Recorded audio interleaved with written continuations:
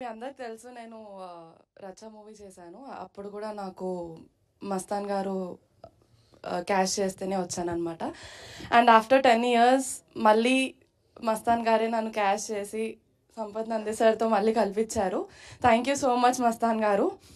And about movie, this is very new experience. థియేటర్లో ఒక్కొక్క scene చూస్తుంటే ప్రతి సీన్కి గూస్ బంప్స్ వస్తూనే ఉంటాయి.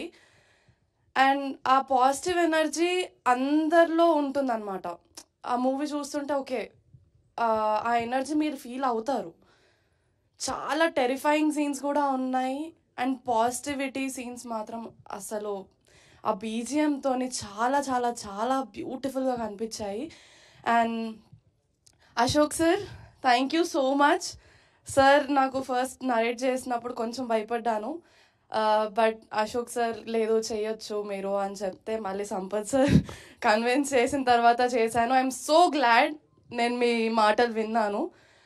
అండ్ మీ అందరికీ కూడా థ్యాంక్ యూ ఇంత సపోర్ట్ చేస్తున్నందుకు మా కోసం. So thank you so much.